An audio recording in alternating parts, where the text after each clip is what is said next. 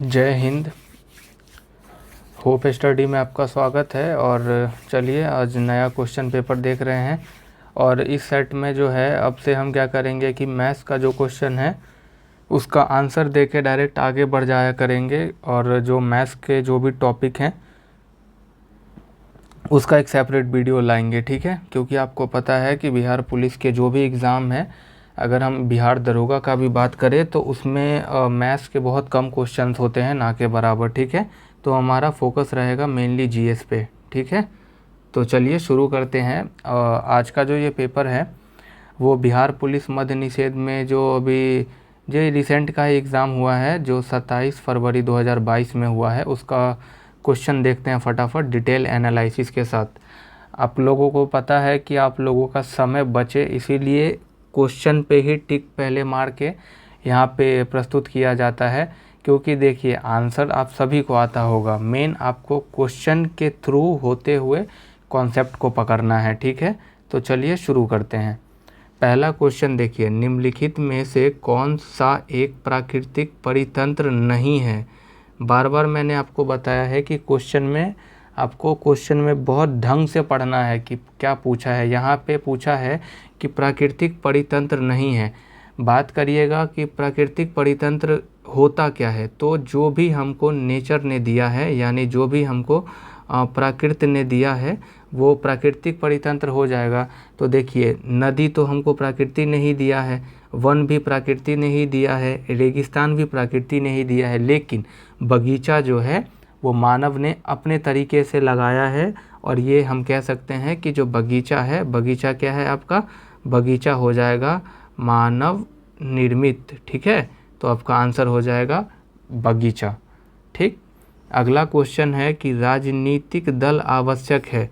अब देखिए राजनीतिक दल लोकतंत्र में आवश्यक है। आपको पता है कि लोकतंत्र में बहुत सारे दल होते हैं। अब राजतंत्र में राजनीतिक दल का तो कोई लेना देना है नहीं, क्योंकि यहाँ कौन होगा, राजा, और राजा जो बोल दिया वही होगा।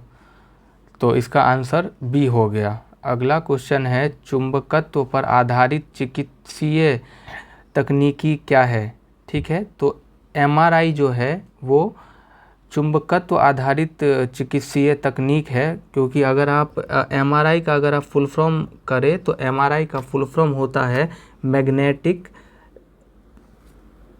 रेजोनेंस इमेजिंग, ठीक है। मैग्नेटिक, आपको जैसे कि नाम से ही पता चल रहा है कि मैग्नेटिक आ गया, पूरा तो है मैग्नेटिक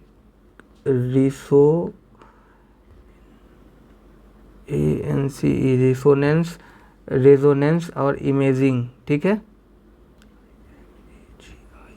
इमेजिंग। तो नाम से ही पता चल रहा है कि मैग्नेटिक पूछा ही है आपको, तो इसका आंसर आपका हो जाएगा एमआरआई, ठीक है। अगला क्वेश्चन है कि filling the blanks with the correct option, neither the boys not the teacher. यहाँ पे इज़ भरा, इज़ फुलफिल होगा, इज़ प्रेजेंट, ठीक है। अगला क्वेश्चन देखिए, 1950 के पहले हिंद चीन में कौन कौन से देश शामिल थे। हिंद चीन में कौन कौन से देश थे, तो लाओस, कंबोडिया, वियतनाम, ये तीनों हिंद चीन के देश थे। और लाओस, कंबोडिया, वियतनाम किसके उपनिवेश थे, तो ये आपके फ्रांसीसी के उपनिवेश थे, ठीक है। Laos, Cambodia, Vietnam. जैसे कि भारत किसका उपनिवेश था, ब्रिटिशर्स का, अंग्रेज़ों का, वैसे ही लाओस, कंबोडिया, वियतनाम, ये इसको हिंद चीन क्षेत्र कहा जाता है और इस पे फ्रांसीसियों का अधिकार था। अगला क्वेश्चन है कि त्रिभुज की सर्वांग समता का एक प्रतिबंध नहीं है, ठीक है।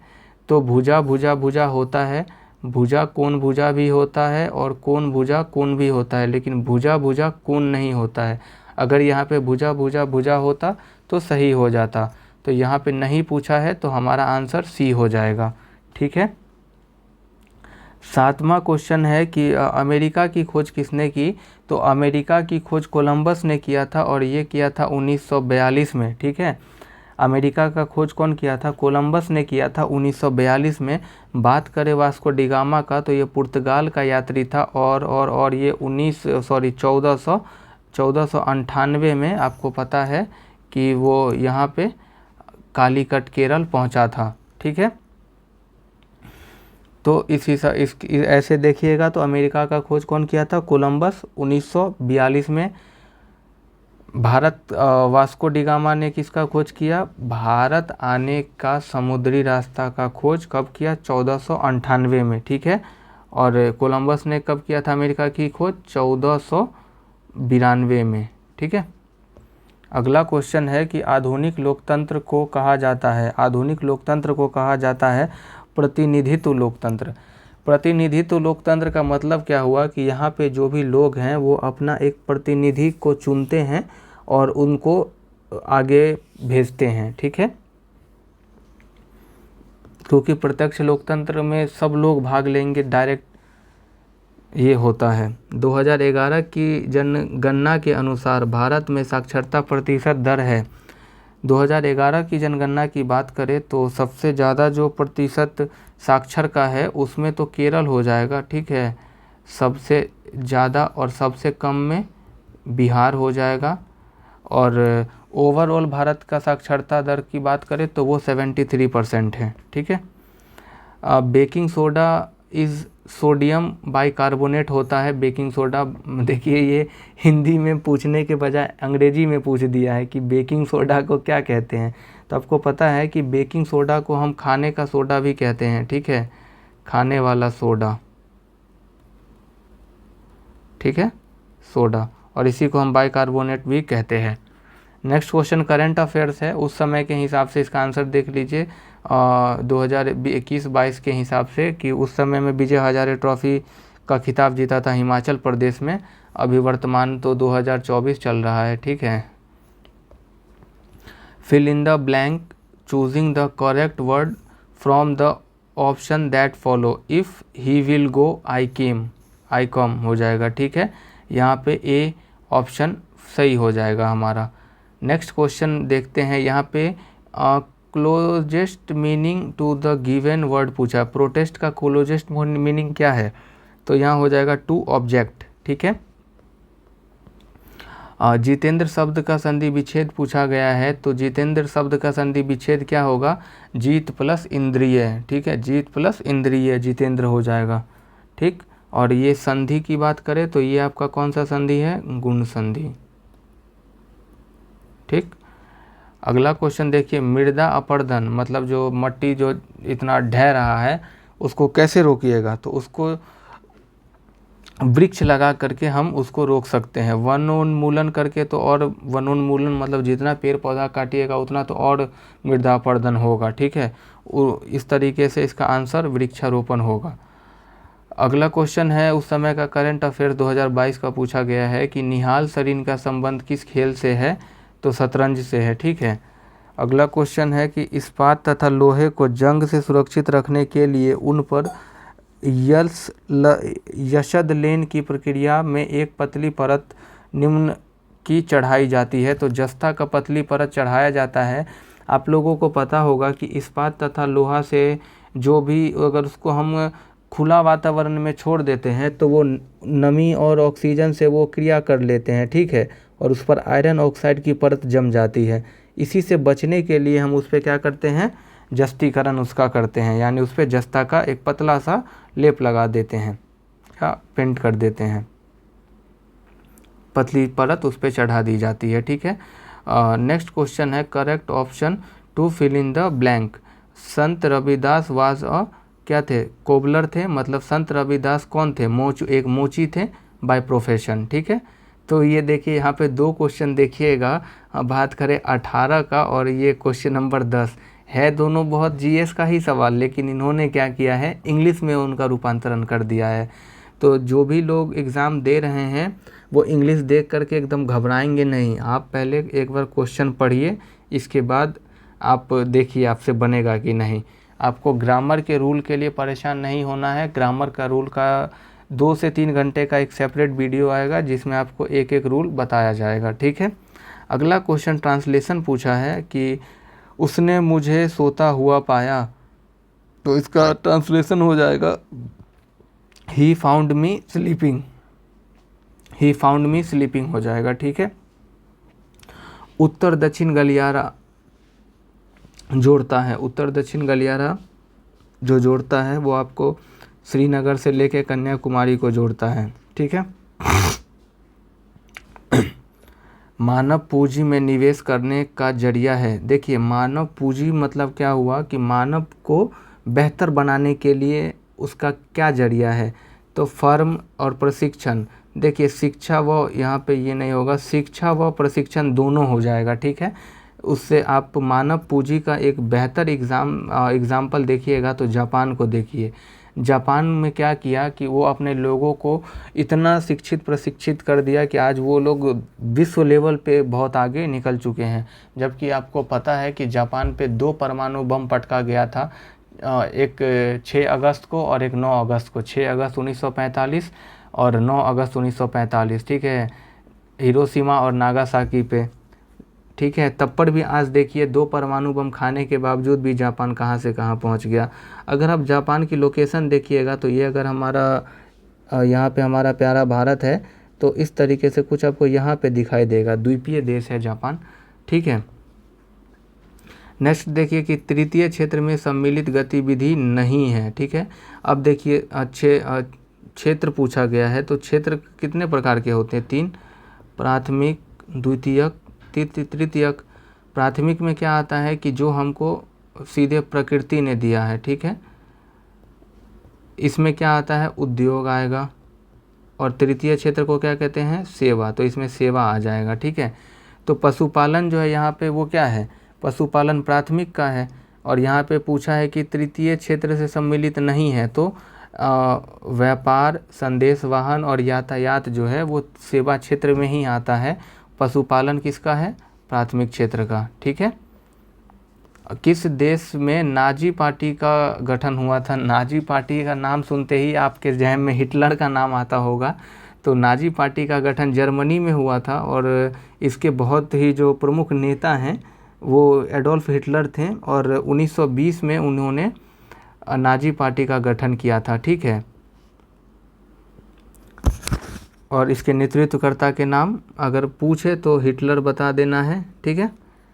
24 देखिए, 24 नंबर क्वेश्चन है कि भारत में सर्वाधिक क्षेत्र में फैले हुए वन हैं। भारत में क्या सर्वाधिक क्षेत्र में मैंग्रोव वन है? मैंग्रोव वन उसको कहते हैं जो दलदली क्षेत्र में होता है, ठीक है।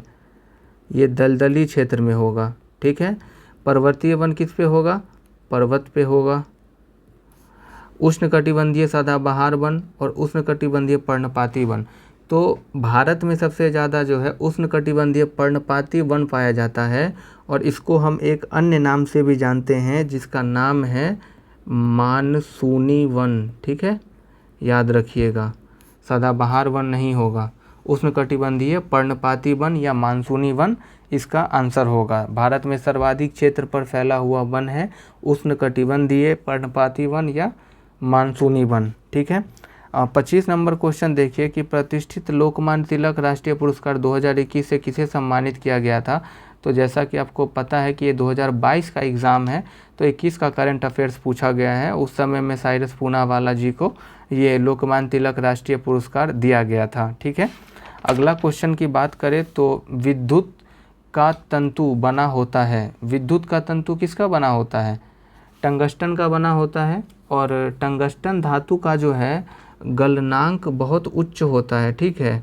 मतलब जल्दी गलेगा नहीं ये, ठीक है। इसी के लिए हम इसका इस्तेमाल किसके लिए करते हैं? फिलामेंट के रूप में, ठीक है। आपको पता है कि बल्ब में फिलामेंट के रूप में हम टंगस्टन का इस्तेमाल करते हैं। नेक्स्ट क्वेश्चन है चक्रवृद्धि ब्याज की किस दर पे 1250 रुपये 2 वर्ष में 1800 रुपये हो जाएगा? तो आप इसको सक्सेसिव इंक्रीमेंट पे निकाल सकते हैं। 18% का वैल्यू निकाल के 2 बार और कंपेयर कर दीजिएगा तो 18% आंसर आ जाएगा।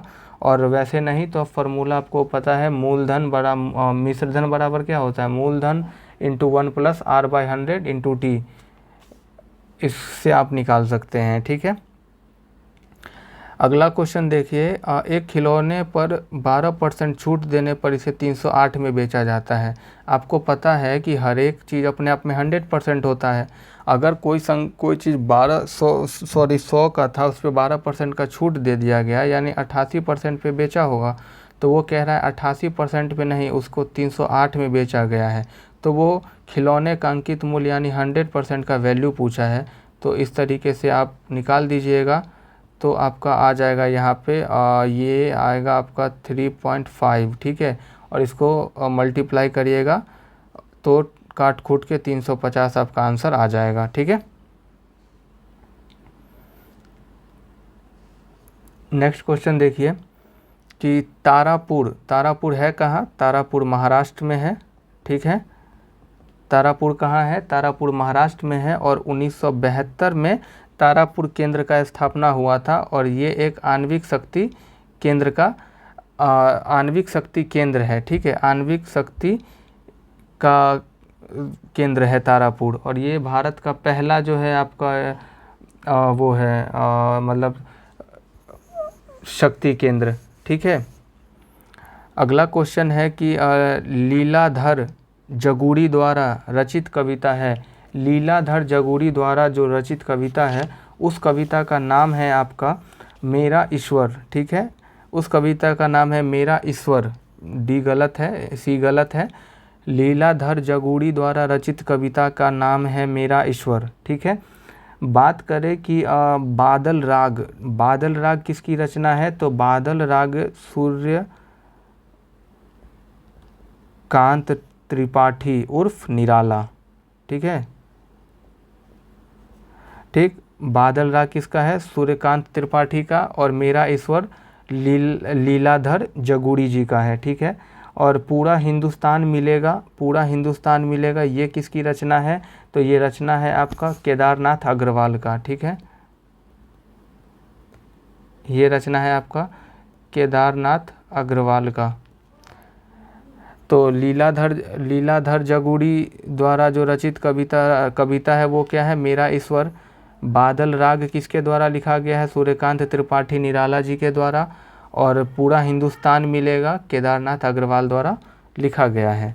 नेक्स्ट क्वेश्चन चलिए कि किसी त्रिभुज में यदि एक कोण शेष दो कोणों के योग के बराबर है, तो आपको पता है कि ये सीधा समकोण त्रिभुज की बात कर रहा है, ठीक। और समकोण ट्रायंगल में जो होता है वो ये कितना होगा? ये 90 डिग्री होगा, ठीक है।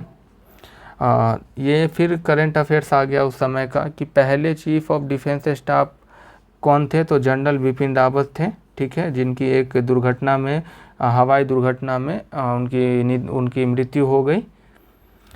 अगला क्वेश्चन है फणीश्वर नाथ रेणु द्वारा रचित कहानी है। फणीश्वर नाथ रेणु द्वारा रचित कहानी का नाम क्या है?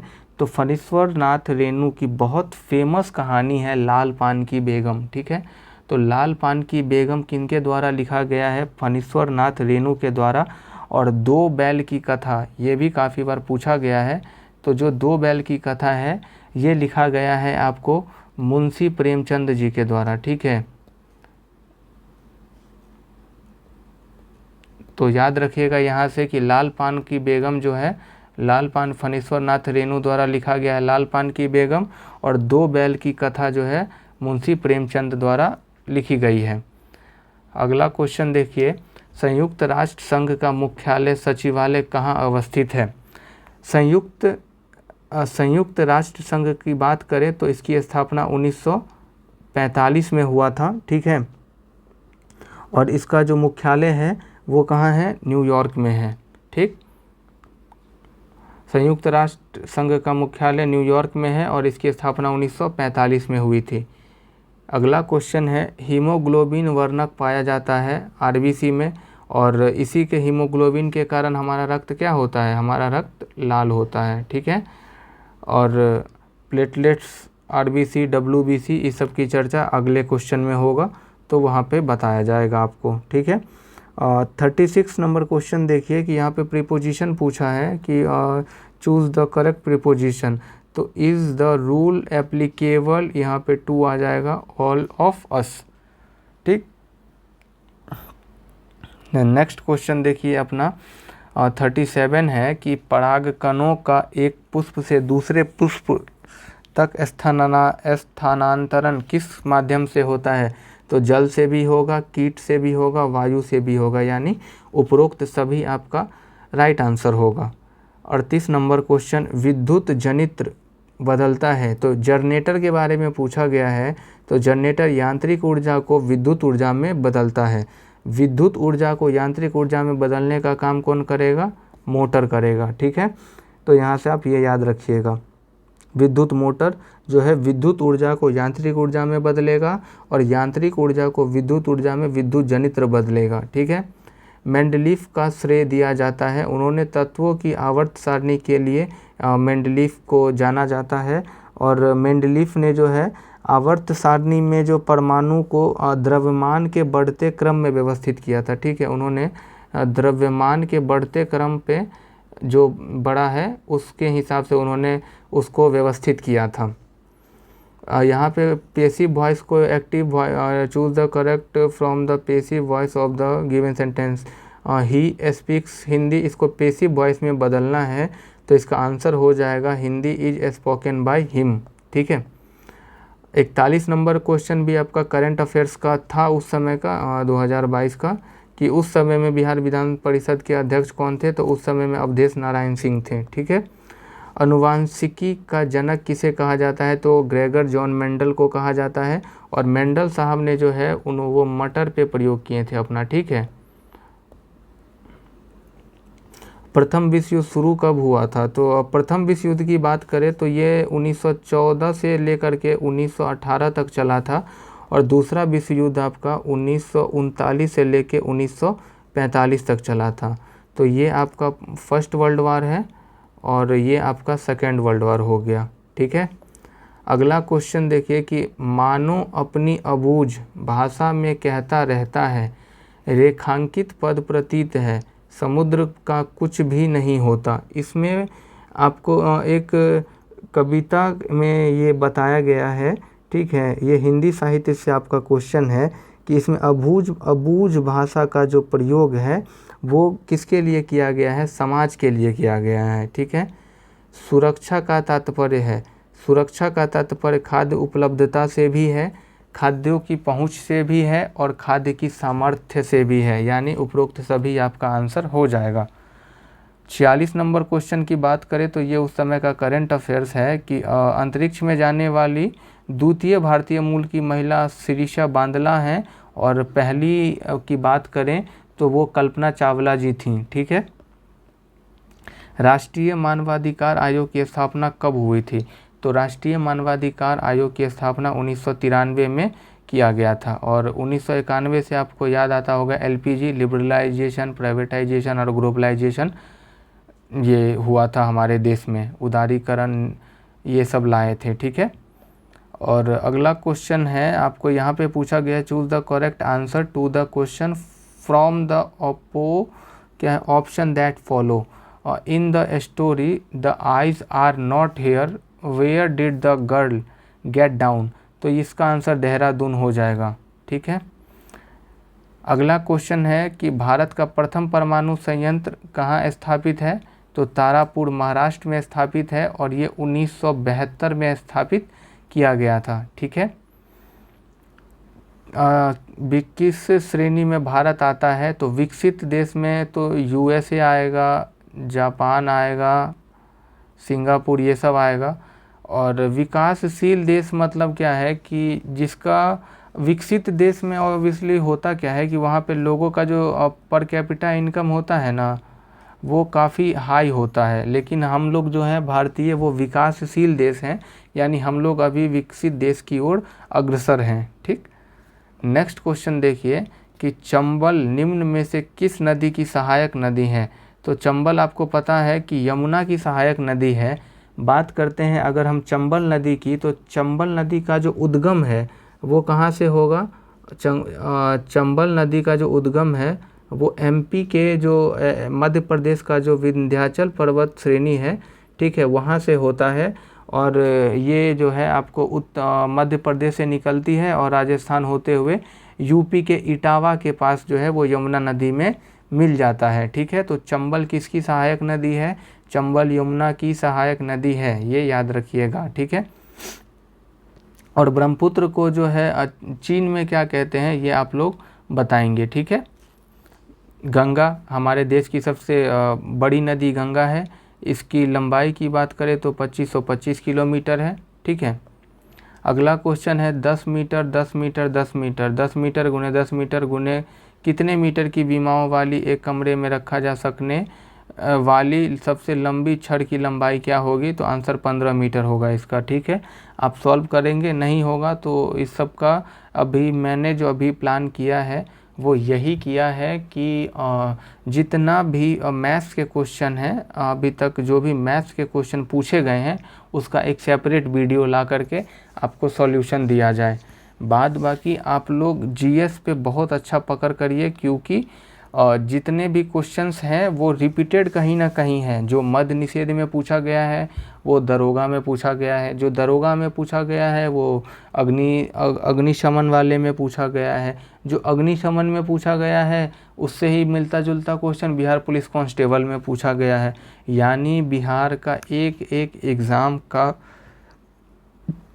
क्वेश्चन जो भी बिहार पुलिस से रिलेटेड है वो अगर आप सॉल्व कर लेते हैं तो 60 से 70% क्वेश्चन आपको वहीं हूबहू डिट्टो या तो उसका क्वेश्चन डायरेक्ट होगा या वो आपको रिपीटेड फॉर्म में या ऑप्शन के हिसाब से वो क्वेश्चन बना के आपके सामने प्रस्तुत करेंगे, ठीक है।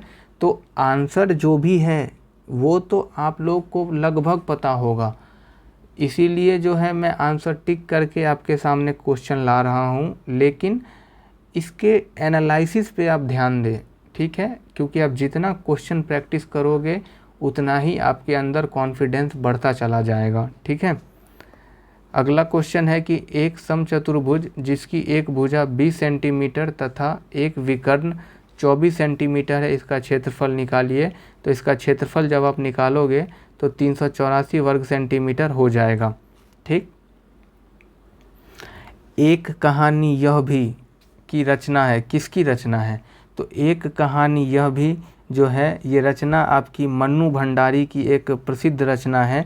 आप देख रहे हैं कि साहित्य से बहुत सारे क्वेश्चन बिहार पुलिस कांस्टेबल पूछता है, तो रचना और रचनाकार का एक सेपरेट वीडियो लेकर के आया जाएगा, ठीक है, जिसमें हर एक किताब के प्रमुख रचना, जैसे आपने देखा कि दो बैल की कथा जो है वो मुंशी प्रेमचंद जी की थी, वो एक कहानी एक क्वेश्चन पूछा गया था। फिर एक लीलाधर जुगड़ी की जो जगुड़ी जी की रचित कविता थी, कौन था वो, मेरा ईश्वर, शायद हम मेरा ईश्वर, वो पूछा गया था। फिर बादल राग सूर्यकांत त्रिपाठी उर्फ निराला जी का है। तो इस तरीके से साहित्य का एक सेपरेट वीडियो लाएंगे, ठीक है। पृथ्वी का कुल भाग जो जल से घिरा है, देखिए पृथ्वी को क्या क्या कहते हैं, तो आपको पता होगा कि पृथ्वी पर जल की अधिकता के कारण हम इसको क्या कहते हैं, जल ग्रह कहते हैं, ठीक है, या क्या कहते हैं, नीला ग्रह भी कह देते हैं, ठीक है। 21% क्या है, पानी है। 29% क्या है, 29% भाग क्या है, स्थल है, ठीक है। किस विकल्प में सही विलोम शब्द का चयन यहाँ पे है? तो देखिए अनादर का निरादर नहीं, अनादर का क्या हो जाएगा, आदर। अनूठा का बेजोड़ नहीं, इशारा का सैन नहीं, गौरव का लाघव, ये आपका यहाँ पे परफेक्ट आंसर हो जाएगा, ये सही विलोम है। स्वयं सहायता समूह में ऋण संबंधी अधिकांश निर्णय लिए जाते हैं। देखिए स्वयं सहायता समूह जो है इसके सदस्यों के द्वारा ही जो ऋण का जो भी बात है वो निर्णय लिया जाएगा, और इसमें 15 से 20 लोग शामिल होते हैं स्वयं सहायता समूह में, ठीक है। क्वेश्चन नंबर 58 है कि अमन फसल संबंधित है। अमन फसल जो बेसिकली है ये आपका धान से संबंधित है, और धान आपका एक कैसा फसल है, धान आपका एक खरीफ फसल है, ठीक है। और गेहूं क्या है, गेहूं रबी फसल है, ठीक। नेक्स्ट क्वेश्चन 59 है सरहुल पर्व। सरहुल पर्व कहाँ मनाया जाता है? तो सरहुल पर्व झारखंड में मनाते हैं, और ये मुंडा जनजाति के लोग जो हैं इसको सेलिब्रेट करते हैं, ठीक। बैलाडीला की बैलाडीला पहाड़ी श्रृंखला किस जिले में स्थित है? देखिए बैलाडीला जो है, आपको बैलाडीला की बात करें तो ये लौह अयस्क के लिए काफ़ी फेमस है, ठीक है। और बैलाडीला उड़ीसा में है, ठीक है, उड़ीसा में है, और उड़ीसा के ज़िले में पूछ दिया है तो बस्तर ज़िला में हो जाएगा, ठीक है। 61 क्वेश्चन है आपका कि कौन भौतिक पूंजी भौतिक पूंजी वैसा पूंजी जिसको आप देख सकते हैं, ठीक है। तो भौतिक पूंजी का उदाहरण नहीं पूछा है, ठीक। क्या आप यंत्र मशीन को देख नहीं सकते हैं? देख सकते हैं, तो ये भौतिक पूंजी है। कच्चा माल भी भौतिक पूंजी है, भवन भी भौतिक पूंजी है। लेकिन शिक्षा और प्रशिक्षण क्या है? भौतिक पूंजी नहीं है, ठीक है। शिक्षा व प्रशिक्षण जो है ये आपका मानवीय पूंजी है, ठीक है। ये आपका मानवीय पूंजी हो जाएगा। असमतापी जंतु जिनका हृदय द्विकक्षीय होता है वो कौन है? देखिए, असमतापी जंतु वो होते हैं जो ताप के हिसाब से अपने आप को ढाल नहीं सकते, ठीक है। जैसे कि आप मछली का बात ले लीजिए। मछली क्या है? समतापी की असमतापी। मछली एक समतापी जंतु है क्योंकि ये कहाँ रहता है? पानी में। आप जैसे ही इसको बाहर लाते हैं तो ये ऑक्सीजन के कमी के कारण ये क्या करता है? सांस नहीं ले पाता है और ये मर जाती है, ठीक है। तो यहाँ पे द्विकक्षीय पूछा है, तो शार्क जो है एक असमतापी जंतु है जिसका हृदय द्विकक्षीय होता है, ठीक है। नेक्स्ट क्वेश्चन क्या है कि क्रिया बल एवं प्रतिक्रिया बल हमेशा लगते हैं। तो सबसे पहला क्रिया बल एवं प्रतिक्रिया बल क्या है? तो ये अलग अलग वस्तुओं पर और विपरीत दिशा में लगता है, और यही क्या है? न्यूटन का तीसरा नियम है, ठीक है। न्यूटन के तीसरे नियम से हमें क्या पता चलता है? एक्शन रिएक्शन, ठीक है। मतलब क्रिया बल एवं प्रतिक्रिया बल हमेशा विपरीत दिशा में लगते हैं और अलग अलग वस्तुओं पर लगता है, ठीक है। नेक्स्ट क्वेश्चन 64 देखिए। 64 नंबर क्वेश्चन है कि मौसमी बेरोजगारी की समस्या होती है। देखिए, मौसमी बेरोजगारी किसको कहेंगे? मौसमी बेरोजगारी जो एक खास समय में हो, ठीक है। जैसे कि आप कृषि देख लीजिए, मान के चले कि अब धान के रोपाई समय में तो रोजगार मिलता है, फिर क्या होता है? सीधे एक ही बार जब कटाई होता है उसी समय रोजगार मिलता है, यानी इस बीच में जो है लोग बेरोजगार हो जाते हैं, ठीक है। तो इसी बेरोजगारी को हम क्या कहते हैं? इसी बेरोजगारी को हम मौसमी बेरोजगारी के नाम से जानते हैं। सेवा क्षेत्र में है तो बेरोजगार क्यों होगा? उद्योग फैक्ट्री में बेरोजगारी का कोई बात ही नहीं है, और निर्यात तो एक्सपोर्ट से है, तो ये भी आंसर नहीं होगा, ठीक है। निम्नलिखित में से किसका बीज प्रोटीन एवं वसा तेल का प्रचुर मात्रा है? तो आपको पता है जो सोयाबीन होता है उसमें प्रचुर मात्रा में प्रोटीन भी होता है और फैट भी होता है, ठीक है। राई नहीं होगा। राष्ट्रपति को महाभियोग की प्रक्रिया से कौन अपदस्थ कर सकता है? राष्ट्रपति की बात करें तो थोड़ा राष्ट्रपति के बारे में जान लीजिए। राष्ट्रपति का जो चर्चा है हमारे भारत के संविधान के आर्टिकल 52 में बताया गया है, और राष्ट्रपति का महाभियोग का जो बात है, राष्ट्रपति पर महाभियोग की चर्चा आर्टिकल 61 में किया गया है, ठीक है। और महाभियोग की प्रक्रिया द्वारा उन्हें हटाया जा सकता है, और ये हटाने का काम जो है वो संसद करेंगे, ठीक है। वो काम किनका है? वो काम संसद का है, ठीक। 67 है, मतदाता सूची को आमतौर पर कहा जाता है। मतदाता सूची को क्या कहते हैं? Voter list. और वोटर लिस्ट में जुड़ने के लिए आपका एज या उम्र कितना होना चाहिए? 18 वर्ष, ठीक है। 18 वर्ष आपका उम्र होना चाहिए, और आपका मतदाता सूची में नाम है तो ही आप वोट दे सकते हैं। पता चला कि 18 साल के हैं, वोटर लिस्ट में नाम ही नहीं है, तो आप वोट नहीं दे सकते हैं, क्योंकि वोट देने के लिए आपके पास वोटर आईडी होना ज़रूरी है, और वोटर आईडी का जो न्यूनतम एज है वो 18 साल रखा गया है, ठीक। राज्यसभा का सभापति अपना त्यागपत्र संबोधित करता है। देखिए, जो राज्यसभा का सभापति होता है वो कौन होता है? वो भारत के उपराष्ट्रपति होते हैं, ठीक है। वो भारत के उपराष्ट्रपति को ही राज्यसभा का सभापति बनाया जाता है, यानी जो भारत का उपराष्ट्रपति चुनाएंगे वो ऑलरेडी भारत के राज्यसभा के सभापति बन जाएंगे, ठीक है। और ये अपना त्यागपत्र किनको दे सकते हैं? ये अपना त्यागपत्र राष्ट्रपति को देंगे, ठीक है। और ये राज्यसभा के पदेन सभापति भी होते हैं, कौन? उपराष्ट्रपति, ठीक है। अगला क्वेश्चन देखिए कि कौन दक्षिण अफ्रीका में रंगभेद आंदोलन से संबंधित है? तो दक्षिण अफ्रीका में रंगभेद से संबंधित कौन है, तो नेल्सन मंडेला हो जाएंगे। और नेल्सन मंडेला के बारे में बात करें तो नेल्सन मंडेला जो है वो आगे चलकर यानी 1994 में जो है दक्षिण अफ्रीका के राष्ट्रपति भी बनते हैं। ठीक है, दक्षिण अफ्रीका के राष्ट्रपति भी बनते हैं और 1990 में इनको भारत रत्न दिया जाता है, भारत रत्न दिया जाता है।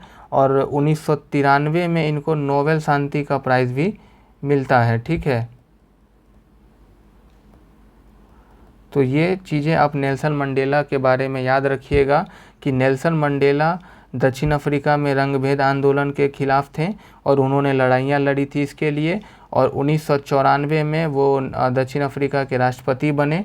1990 में इनको भारत रत्न दिया गया भारत सरकार के द्वारा और 1993 में इनको नोबेल शांति प्राइज़ भी मिला था। ठीक है, अब अगला क्वेश्चन देखिए। नेक्स्ट क्वेश्चन है कि एक पासे को फेंकने पर विषम संख्या प्राप्त होने की प्रायिकता क्या है। देखिए, पासा मतलब क्या हुआ, डाइस। ठीक है, एक डाइस में संख्या कितनी होती है, 6 होगी। 6 संख्या कौन कौन होता है, 1 2 3 4 5 6।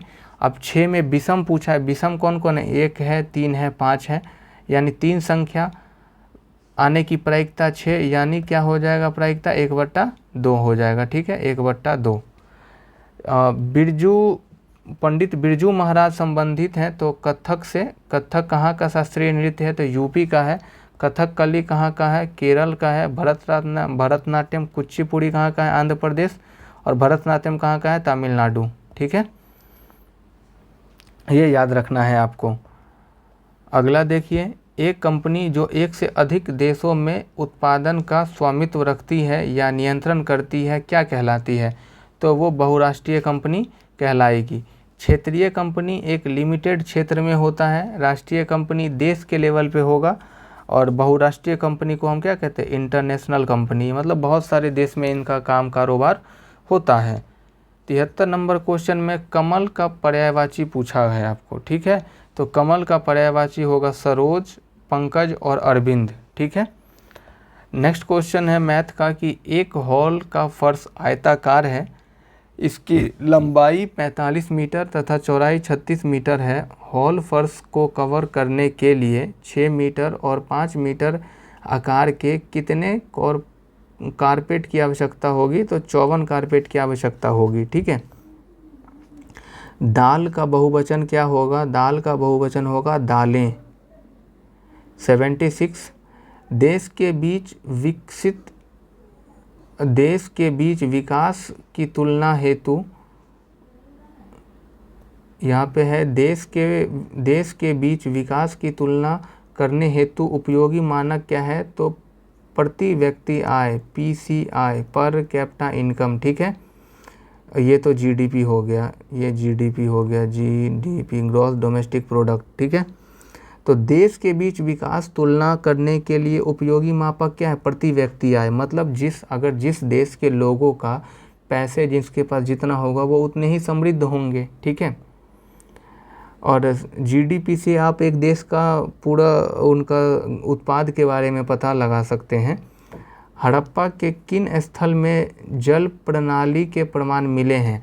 देखिए, हड़प्पा को क्या कहते हैं, हड़प्पा को हम किस नाम से जानते हैं, तो हड़प्पा को सिंधु घाटी सभ्यता के नाम से भी हम जानते हैं। ठीक है, सिंधु घाटी सभ्यता के नाम से जानते हैं। और धौलावीरा से जो है, जो कि गुजरात के कच्छ में एक जगह पड़ता है। ठीक है, कच्छ ज़िले में धौलावीरा से एक उन्नत जल का प्रमाण मिला है, जल प्रणाली का, मतलब विकसित जल प्रणाली थी वहाँ पे धौलावीरा में। और लोथल से आपको क्या मिला है, तो लोथल से आपको बंदरगाह के बारे में पता चला है। ठीक है, और मोहनजोदड़ो को क्या कहते हैं, मोहनजोदड़ो को क्या कहते हैं, मृतकों का टीला। ठीक है, तो ये सब आप याद रखेंगे। उस समय का क्वेश्चन है RBI के वर्तमान गवर्नर कौन है, तो शक्तिकांत दास। नेक्स्ट क्वेश्चन देखिए, मैथ का है। एक दुकानदार ने अपनी दुकान के प्रत्येक सामान पर 30% का त्यौहार बट्टा घोषित किया। विजय ने एक मोबाइल फ़ोन खरीदा, उसे 960 रुपये का डिस्काउंट मिला, तो तो मोबाइल फ़ोन का अंकित मूल्य क्या है। देखिए क्वेश्चन को बढ़ा चढ़ा के लिख दिया है, क्वेश्चन में ऐसा है कुछ भी नहीं। देखिए 30% का जो डिस्काउंट देता है वो 960 के बराबर है, ठीक है। तो पूछा है तो मोबाइल फ़ोन का अंकित मूल्य यानी 100% का वैल्यू पूछा है, तो यहाँ पे 100 आ जाएगा और नीचे 30 काट दीजिए, ये हो जाएगा 3 तिया 9 3 दूनी 6, यानी मोबाइल का मूल्य क्या हो जाएगा 3200 रुपया, ठीक है। इसी तरीके से देखिए शॉर्ट ट्रिक के माध्यम से आपको सभी क्वेश्चन मतलब जो भी अभी तक पूछा गया होगा 100-150 क्वेश्चन बिहार पुलिस के सभी एग्ज़ाम में, जैसे हो गया बिहार पुलिस कांस्टेबल, मद्य निषेध, अग्निशमन, इस तरीके से उस सब का क्वेश्चन एक सेपरेट वीडियो में आपको दिया जाएगा, ठीक है। निम्नलिखित में से कौन सी नदी मुहाना एस्चुरी बनाती है। तो देखिए नर्मदा नदी जो है वो एस्चुरी का निर्माण करती है, ठीक है। बात करें नर्मदा नदी का, तो नर्मदा नदी जो है वो अमरकंटक की पहाड़ी से निकलती है। कहाँ से निकलती है, तो नर्मदा अमरकंटक की पहाड़ी से निकलती है। और ये नदी ये अपना जल कहाँ गिराएगी, तो ये जल अपना गिराएगी अरब सागर में, ठीक है। और ये क्या करती है, ये आपका एस्चुरी का भी निर्माण करता है, ठीक है। और नर्मदा नदी जो है ये भ्रंश घाटी में बहती है, ठीक है। तो ये सभी फैक्ट आप याद रखिएगा कि नर्मदा नदी अमरकंटक से निकलती है, अरब सागर में गिरती है, एस्चुरी बनाती है और भ्रंश घाटी से होते हुए बहती है, ठीक है। अब थोड़ा और ऑप्शन को देखिए, गंगा नदी, गोदावरी नदी और कृष्णा नदी, ये तीनों नदी कहाँ पे अपना पानी गिराएगी, तो बे ऑफ बंगाल में, बंगाल की खाड़ी में ये तीनों नदी अपना गिराती है, ठीक है। इधर बंगाल की खाड़ी है और इधर अरब सागर है, तो ये तीनों नदी जो है गंगा, कृष्णा और गोदावरी, ये बंगाल की खाड़ी में अपना पानी गिराती है, ठीक। अगला क्वेश्चन है भारत में संप्रभु कौन है, तो भारत के लोग संप्रभु हैं, ठीक। 80 देखिए बात करें संप्रभुता एक वर्ड है, मतलब संप्रभुता का मतलब क्या होता है। संप्रभुता का अर्थ ही है कि लोगों को आंतरिक और बाहरी मामलों में निर्णय लेने का सर्वोच्च अधिकार लोगों के पास है। लेकिन ये लोग क्या करते हैं, लोग अपना अपना अपने अपना सांसद को चुनते हैं और सांसद के जो सांसद जो होते हैं उनके हिसाब से, क्योंकि जो भी सांसद हैं वो संसद में बैठेंगे और उनके हिसाब से वो अपना काम करवाते हैं, ठीक। तो भारत में संप्रभु कौन है, भारत के लोग। बिहार दिवस कब मनाया जाता है, तो बिहार दिवस मनाया जाता है 22 मार्च को। देखिए बात करें तो थोड़ा सा बैकग्राउंड देखते हैं कि अब बिहार राज्य का गठन जो है वो 22 मार्च 1912 में हुआ था, ठीक है। और उस समय में जो है अगर आप यहाँ मैप में देखिएगा तो यहाँ से बंगाल से टूट के बिहार अलग हुआ था और उस समय में बिहार, झारखंड, उड़ीसा तीनों साथ ही था। और आपको पता है कि 2000 में और फिर इसके बाद क्या है कि 1936 में बिहार से कौन टूटा, उड़ीसा टूटा। और 2000 में फिर बिहार से कौन टूटा, झारखंड टूटा, ठीक है। ये आप याद रखिएगा। अगला क्वेश्चन है कि निम्न में से उपार्जित लक्षण क्या है। देखिए उपार्जित लक्षण वैसा लक्षण जो आप पे डिपेंड है। तो शरीर का वजन आपके ऊपर है, बढ़ा लीजिए, घटा लीजिए, जो करना है करिए। क्या नेत्र का रंग को आप बदल सकते हैं, नहीं बदल सकते हैं। त्वचा का रंग जो दिया है वही रहेगा, भले कितना भी आप क्रीम पाउडर लगा लें कोई फ़ायदा नहीं होने वाला है। बालों की प्रकृति जैसी है बाल वैसे ही रहेगा। अब थोड़ी है कि आदमी का जैसा बाल है तो वो चाहेगा तो शेर का बाल थोड़ी ही हो जाएगा। इस तरीके से जो है उपार्जित लक्षण में शरीर का वजन आप पे है, ठीक है, कि आप उसको बढ़ा घटा सकते हैं। यहाँ पे करेक्ट आंसर पूछा गया है कि ऑप्शन में आपको करेक्ट आंसर को चूज़ करना है। Which festival is referred to in Tolstoy little girls wiser than man. तो इसका क्या हो जाएगा, ईस्टर हो जाएगा इसका आंसर, ठीक है। अगला क्वेश्चन है कि देखिए ये तीसरा क्वेश्चन है जो है ये जीएस का क्वेश्चन, ठीक है, लेकिन ये आपको इंग्लिश में दे दिया है क्वेश्चन डायरेक्ट, ठीक। तो आपको क्वेश्चन पेपर में एक एक क्वेश्चन पढ़ना है। देखिए where was Sant Kabir brought up in his early childhood days. तो वो अपना जो चाइल्डहुड डेज कहाँ अपना वो किए थे, तो वाराणसी हो जाएगा इसका आंसर। ठीक। सुंदरी वृक्ष पाए जाते हैं, तो सुंदरी वृक्ष को हम मैंग्रोव वन कहते हैं, और मैंने ऊपर भी बताया था कि ये दलदली क्षेत्र में पाया जाता है। और गंगा और ब्रह्मपुत्र, ठीक है, गंगा और ब्रह्मपुत्र नदी पर सुंदरवन डेल्टा है, और ये विश्व का सबसे बड़ा डेल्टा है जो कहाँ है, पश्चिम बंगाल में। ठीक है। और सुंदरी वृक्ष पाए जाते हैं सुंदरवन डेल्टा में। ठीक है। बादल या कोहरा किस कोलाइडी विलियन का उदाहरण है? देखिए यहाँ एक टर्म आया कोलाइडी विलियन। कोलाइडी विलियन होता क्या है? कोलाइडी विलियन को हम क्या कहते हैं, कोलाइडी निकाय भी कहते हैं। और ये जो होता है ये एक विषमांगी मिश्रण होगा। ठीक है, ये एक विषमांगी मिश्रण होता है। ठीक है। और बादल या कोहरा का द्रव गैस में परिक्षिप्त हो जाता है। बादल के समय क्या आपको ठोस चीज़ कुछ दिखता है? नहीं। जब कोहरा लगता है तो ठोस थोड़ी दिखता है। गैस में परिक्षिप्त नहीं, यहाँ पे क्या होता है कि द्रव और गैस में परिक्षिप्त होता है वो। ठीक है, कोलाइडी निकाय का ये एग्जाम्पल हो जाएगा। अगला क्वेश्चन 88 है आपका कि संज्ञा शब्द जहर में इला प्रत्यय जोड़ने पर विशेषण बनेगा, तो जहरीला बनेगा। ठीक है। 89 नंबर क्वेश्चन देखिए कि भारत में बजट निर्माण का कार्य किया जाता है, तो वित्त मंत्रालय द्वारा बजट निर्माण का कार्य किया जाता है। और बजट का चर्चा किसमें है? तो हमारे भारतीय संविधान में कहीं पे भी बजट का चर्चा नहीं है। बजट के बजाय क्या है, 112 में, आर्टिकल 112 में क्या है, वार्षिक वित्तीय विवरण। क्या है? वार्षिक वित्तीय विवरण। ठीक है। और इसी को हम बोलचाल भाषा में क्या कह देते हैं, बजट कह देते हैं। ठीक है। अगला क्वेश्चन अक्षय या नवीकरणीय ऊर्जा के स्रोत का उदाहरण है। ठीक है, अक्षय या नवीकरणीय ऊर्जा स्रोत का उदाहरण हो जाएगा सौर ऊर्जा।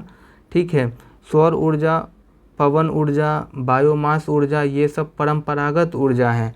और अक्षय ऊर्जा को ही हम एक और नाम से जानते हैं जिसका नाम है, या तो अक्षय ऊर्जा पूछ देगा, या अब इसको हम कहते हैं क्या, नवीकरणीय ऊर्जा। ठीक है, अक्षय नवीकरणीय ऊर्जा। और अक्षय नवीकरणीय ऊर्जा का ही जो है नाम है गैर परंपरागत ऊर्जा। ठीक है, गैर परंपरागत ऊर्जा। ठीक, तो इसका आंसर आपका डी हो जाएगा। अगला क्वेश्चन है कि कौन सा संविधान निर्मात्री सभा का सदस्य नहीं था? ठीक है, तो संविधान, पहले इसका आंसर देख लीजिए। जिन्ना नहीं थे, इसको तो कुत्ता काटा हुआ था, पाकिस्तान चिल्ला रहा था ये चुट्टा। तो मोहम्मद अली जिन्ना, तो जिन्ना नहीं थे। और ये बाकी ये जो है ये सभी लोग थे इसमें। ठीक है, आपको पता है कि ड्राफ्टिंग कमेटी के जो अध्यक्ष हैं वो आपके प्रारूप समिति के अध्यक्ष कौन थे? अंबेडकर साहब थे। संघ समिति के कौन थे? नेहरू जी थे, पंडित जवाहरलाल नेहरू। ठीक है, तो इसका आंसर तो आपका हो गया मोहम्मद अली जिन्ना। बात करें थोड़ा सा संविधान सभा का। ठीक है, तो संविधान सभा के बारे में थोड़ा देख लीजिए। संविधान सभा, देखिए संविधान सभा की गठन की बात करें तो संविधान सभा का गठन कब हुआ था?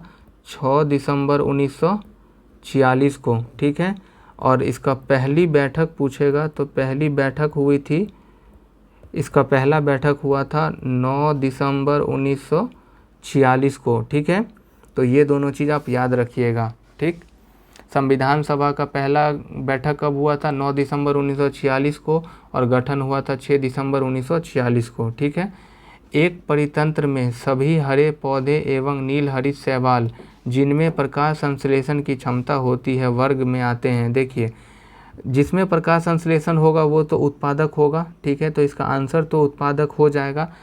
प्राथमिक उपभोक्ता, विघटनकारी, द्वितीय उपभोक्ता, ये सब जो है प्रकाश संश्लेषण से इनका कोई रिलेशन नहीं है, तो प्रकाश संश्लेषण की क्षमता किस में होती है? उत्पादक में। और उत्पादक में कौन आते हैं? पेड़ पौधे। ठीक है। अगला क्वेश्चन है कि परख जो था हाल ही में खबरों में रहा किस क्षेत्र से जुड़ा पोर्टल है? तो परख जो है एक छात्र को सीखने का आकलन के लिए चलाया गया था। और परख की बात करें तो परख का ना बेसिकली फुल फॉर्म बहुत बड़ा होता है, मैं बोल देता हूँ। इसका फुल फॉर्म होता है performance assessment review and analysis of knowledge for holistic development. ठीक है। हिंदी में इसका मतलब होगा प्रदर्शन मूल्यांकन समीक्षा एवं समग्र विकास के लिए ज्ञान का विश्लेषण। परख का फुल फॉर्म है। ठीक है। नेक्स्ट है जापान एक विकसित धनवान देश बना है। क्यों? क्योंकि उन्होंने मानव संसाधन में निवेश किया है, वहाँ के लोगों को उन्होंने अच्छी शिक्षा दी, अच्छा प्रशिक्षण दिया और आज वो देश में बहुत आगे हैं। ठीक है। दुनिया में बहुत आगे हैं। बायोगैस का मुख्य घटक है, बायोगैस का मुख्य घटक मीथेन हो जाएगा। ठीक है। यानी CH4 हो जाएगा। ठीक। और मीथेन में जो मतलब बायोगैस एक मिश्रण है। ठीक है। और इसमें होता क्या क्या है? तो इसमें देखिए एक तो आपको मीथेन हो जाएगा। ठीक है। एक आपका कार्बन डाइऑक्साइड हो जाएगा और एक आपका हाइड्रोजन भी हो जाएगा। ठीक है। तो ये सब उस मिश्रण में पाया जाता है, लेकिन सर्वाधिक क्या पाया जाएगा? मीथेन। और यही पूछा है कि बायोगैस का मुख्य घटक, तो मुख्य घटक में मीथेन हो जाएगा। ठीक। भारत में लौटते मानसून की ऋतु की अवधि क्या है? देखिए भारत में अगर मानसून की बात करें तो वो केरल से प्रवेश करता है और जो है ये आपका गर्मियों में दक्षिण पश्चिम मानसून आता है। ये दक्षिण हो गया, ये पश्चिम हो गया, यहाँ से घुसता है मानसून। और सर्दियों में ये पश्चिमी विक्षोभ से ये वर्षा करती है। और इसीलिए आप देखते हैं कि तमिलनाडु के क्षेत्र में जो ये आपका इंडिया का इस वाले क्षेत्र में जो है, इस वाले क्षेत्र में कब होता है वर्षा? ठंडा में होगा। ठीक है। और उसका कारण कौन है? उसका कारण है लौटता मानसून। लौटता मानसून मतलब पश्चिमी विक्षोभ से वर्षा होगा। ठीक है। और ये कब होगा? ठंडी कब पड़ता है? अक्टूबर नवंबर में। अक्टूबर नवंबर हो जाएगा यहाँ पे आंसर आपका। 1855 में देश की पहली जूट मिल कहाँ स्थापित की गई थी? देश की पहली जूट मिल आपका पश्चिम बंगाल के कलकत्ता में स्थापित हुआ था। और इसके अलावा भी बंगाल, बिहार, उड़ीसा आदि में भी जूट मिल उस समय इसके बाद जो प्रमुख जूट उत्पादक राज्य की अगर बात करें तो बंगाल, बिहार, उड़ीसा, छत्तीसगढ़ इस सब में भी देखने को जूट मिल मिलती है। ठीक है। लेकिन पहली बार पूछा है तो सर्वप्रथम कहाँ हुआ था? कलकत्ता में हुआ था। ठीक। अगला क्वेश्चन है आपका कि कर्नाटक में होने वाली ग्रीष्म ऋतु की वर्षा को क्या कहते हैं? देखिए कर्नाटक में होने वाले ग्रीष्म ऋतु के वर्षा को हम आम्र वर्षा कहते हैं। ठीक है। और पश्चिम बंगाल में ग्रीष्म ऋतु से होने वाली वर्षा को हम क्या कहते हैं? काल वैसाखी। तो काल वैसाखी कहाँ होगा? पश्चिम बंगाल में होगा। ठीक है। तो यहाँ से आप दोनों चीज़ याद रखिएगा, पश्चिम बंगाल। ठीक है। कर्नाटक में होने वाली ग्रीष्म ऋतु वर्षा को कहते हैं आम्र वर्षा और काल वैसाखी कहाँ होता है? पश्चिम बंगाल में होता है। ठीक है।